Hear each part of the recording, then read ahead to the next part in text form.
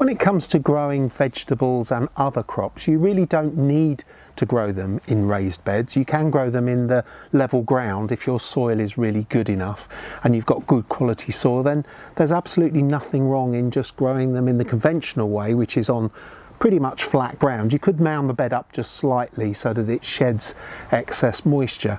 But the trend over the last 40 years has seen a real increase in the amount of people that are choosing to grow their crops in raised beds, and there are a number of advantages from doing that. First and foremost, it means that it brings the crop up a little bit closer to you, depending on how high you make the bed, of course. These are only shallow ones here, but if you brought it up perhaps double this height or even 3 times this height, it's bringing it up closer to you, and of course that saves your back and it saves the effort of bending over to do any digging or forking through that you might need to do.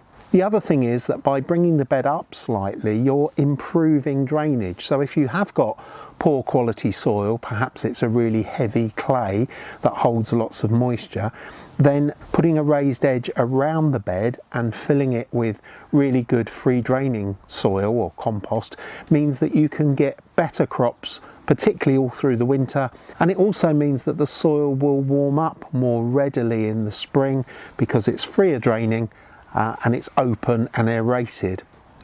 Now there are some disadvantages from bringing up the level of the raised bed.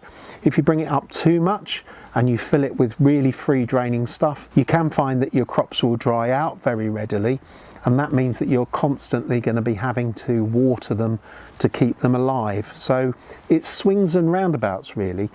The most important thing, however, is that you construct it out of something that's going to last a long time. You want it to be made of thick, good quality boards if you're going to use wood for your raised beds. They need to be about 2.5 centimetres or about 1 inch thick.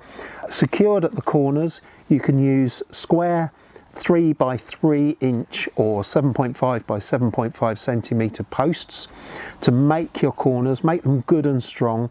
And if you do need to sink them down into the ground to secure them in place, you can use a longer piece of post that you can dig into the ground, as I say, to hold it in place. Make sure that you secure the sides in place, overlapping them at the corner.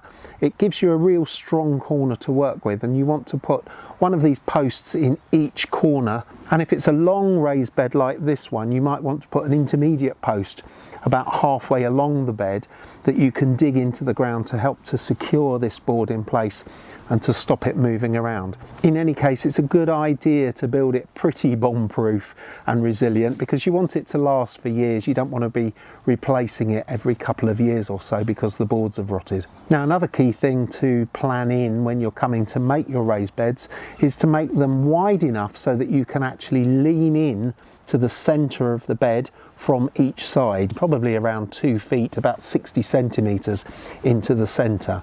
So that means if you want to lean in, you've got 60 centimetres you can lean in from this side, 60 centimetres from the other side, which gives you about 1.2 metre width to your raised beds. In terms of the length, really make them as long as you want them, but I think that about 6, 7 or 8 feet long is probably enough. That's around a maximum of about 2.4 metres long. And it's always a good idea to make a number of individual beds because that allows you to swap crops around from one bed to the other from year to year to do what's called crop rotation, which helps to keep the crops healthy and growing strongly. That also allows you to tailor each bed with the nutrients and the organic matter that particular crops need, and they will vary depending on whether they're root crops, leafy crops or things like legumes, beans and peas.